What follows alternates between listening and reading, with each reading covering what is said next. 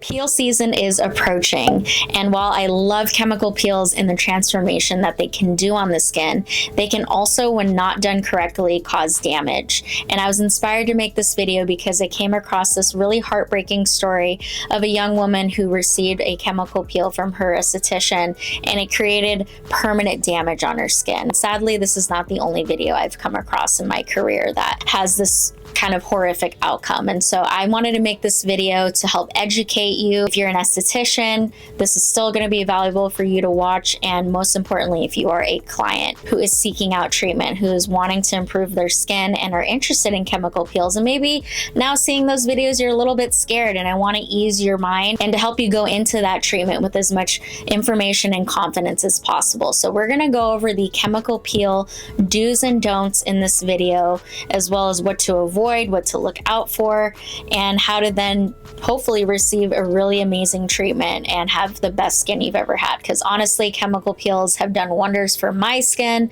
for my client's skin, and it can do wonders for yours. But I want you to go into it feeling really good. Just follow the steps I have in this video. So grab your pen and paper and let's get into it. Thank you so much for continuing to watch. Now, if you haven't already and you're just tuning into my channel for the first time, of course, number one, hit the subscribe button, but also check out the video that I made last year. This one right here, what to expect when you get a chemical peel. And I actually made this video for my clients to watch and also to help inform you guys. So go ahead and watch that video if you want to know what to expect, like what are common side effects of chemical peels, how to then properly prep, and what to expect when you're getting a chemical peel.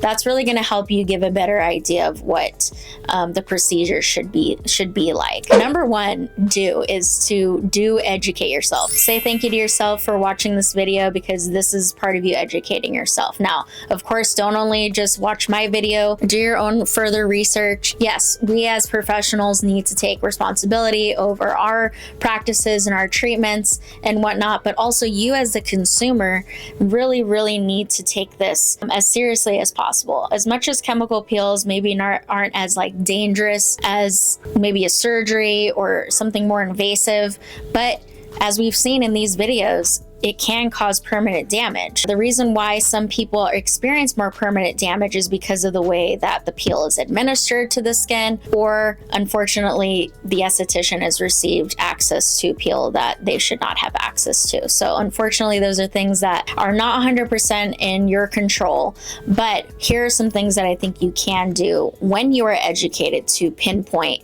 maybe where that could be happening. Go and look at your provider's Yelp reviews. Go and look at their Instagram, their Facebook, their YouTube channel if they have one. Been seeing in these videos that the state board sometimes is not the most thorough at taking action on these professionals who are not using their license properly. You have to kind of take it into your own hands and do the research and read those reviews. It's not as serious as a surgery could be, but there's always risk going into getting any sort of treatment that is administered, that has chemicals, that has tools involved. I mean, just getting a facial is a risk, right? You could have the lamp, fall on your face. You don't know. So just know going into any treatment, there is a risk, and it is very vital that you go into it as educated and informed as possible. When you do then find the esthetician that you desire to go to, do ask for more information on the treatment that is being provided. So many times I've asked a client, have you received a chemical peel before? And they'll say, yeah, actually.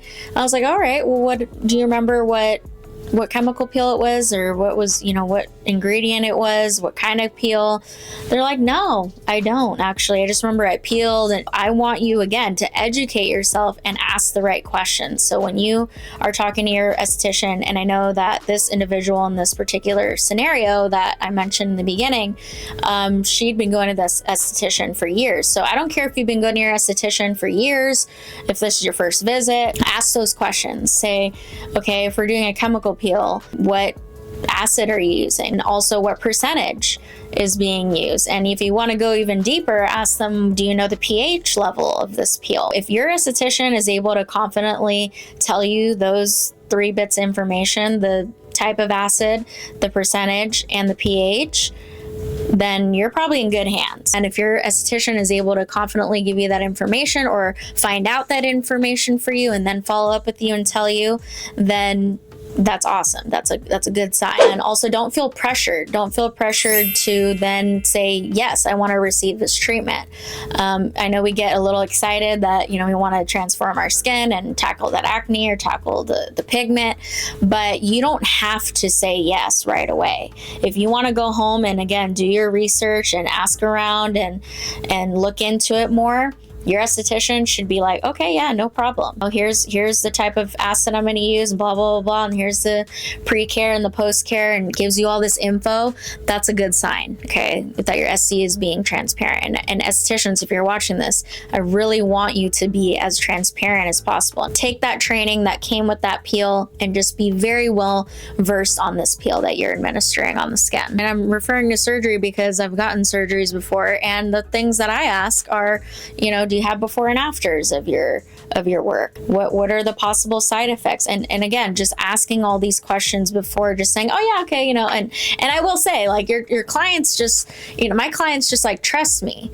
And as beautiful as that is, I just want you to be safe. It sounded like this person was very trustworthy to this individual, so it just kind of breaks my heart that this still happened. So I just don't want you to get too laid back when it comes to your face and it comes to your skin. And also, guys, if you want more hands-on guidance with this and a little bit more in-depth knowledge of this is something I'm going to be going over in my in-person training in September. Now, sadly, the early bird training price is over, but you can absolutely still contact me and apply.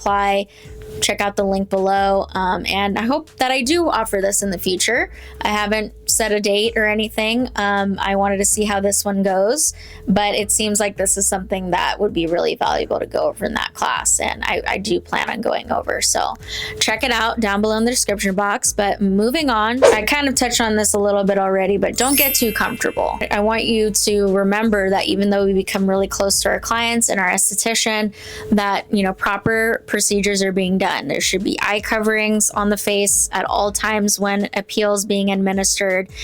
Gloves should be worn. I know some peels, of course, are going to have a little kick to them, and we expect that as professionals for it to feel tingly, but it should no point feel like you need to like put your face in an ice bucket, or it's so uncomfortable that you are like fighting through it. I just personally don't want to do that to my clients. I've been able to get my clients amazing results without having to put people through that. There's some that, yeah, are a little spicy. We got to put a little fan, but again, it shouldn't be something that you are like ready to jump off the table and take off your face. Okay, so if at any point you're feeling uncomfortable, that's okay. Tell your esthetician. They should be open to removing that as soon as possible. So if in any way you're uncomfortable, vocalize that. And estheticians, you should be ready to remove this at any point. Don't feel like you need to fight through it. Don't feel like you're a wimp if you can't get through it. It's okay. And I want you to be vocal when you're receiving these treatments. Also, you want to consider the time in between these peels as well. If you're a client receiving these, what I've been taught is that you need to wait at least 2 weeks in between chemical peels. So do give your skin time to heal in between these treatments. I think something that was overlooked in this scenario, in this video that I watched, was that this esthetician was trying to make up for what happened, and it did not look like the skin was recovered from the previous treatments. And I don't know, she didn't give really a timeline in those videos of when these treatments and how close together they were done, but that's something else you need to keep in mind is you need to let the skin heal in between these treatments. That can have an effect on the skin. Again, even though these peels are technically within scope of practice, if they're done too close together or too much or incorrectly, they can still cause damage. Last point is, if something does happen, what I need you to do speak up and send those photos to your esthetician. Let them know, hey, I'm not really sure what's going on here. Seek their advice, of course. And if needed, and you're starting to see things like pus, blood, anything bodily fluid, or in the picture that is in this video of this young girl's face, it looked like an infection. It looked like it was oozing. It was, oh God, it was just awful. If it is a opaque white, that is not good. Now, if it's a very light frosting, that's okay. That's normal. That means the skin is done. Okay, that's the stopping point. And you should not be going over that again, that area again, with the chemical peel if you see frosting. So when the skin is like an opaque white, that means, yeah, something's very wrong, and you need to seek go to an emergency room, go to a burn unit. I've never had this happen. I wouldn't say I'm super confident knowing what kinds of treatments would then need to be done after the fact. So I'm not going to speak on that because I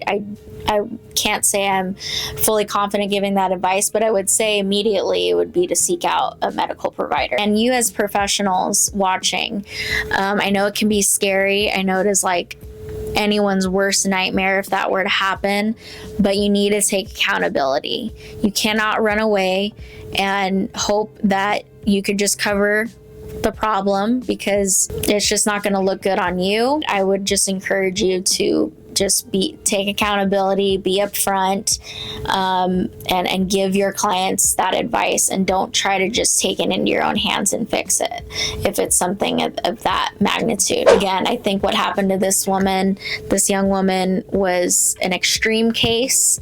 It is not a more common outcome or experience for people who get chemical peels, and it's unfortunate that it's a situation like this that would go viral, and a lot of people are going to see that and they're going to be terrified. But I think if you were to implement these tips that I'm giving you, you would have a much less likelihood of experiencing something like that. And it's important too, as a professional and a consumer, to follow up. Take some pictures of the healing process, stay in touch with your esthetician, SC, stay in touch with your clients, make sure that they're comfortable, that they're healing up okay. And if then they need any sort of treatment afterwards, maybe even if it's not a super crazy reaction or malpractice or anything, you should be available to help a client out. It speaks a lot. And again, it's because we can't prevent nothing from happening ever in our treatment rooms, but it's up to you as a professional to then, what do you do after something like that potentially happens? And you need to step up and say, hey, how can I help, and offer you my assistance. And I don't believe you should be charging for that time. When people come in and have you work on their skin, and you go to someone to treat your skin, it is a very intimate experience. And I hope that this video will help you, of course, to have an amazing experience with whoever you choose to go to. If you're in the SF area, of course, come see me. But yeah, I hope that this video was helpful. Give it a thumbs up. Comment below if I may have missed anything. If you want to add anything to this, ask questions. We're here as an esthetician community to answer them and to support anyone who is going through this or learning. We're here. So hit the subscribe button, and I will see you guys back here next week for a new video. I love you. Bye.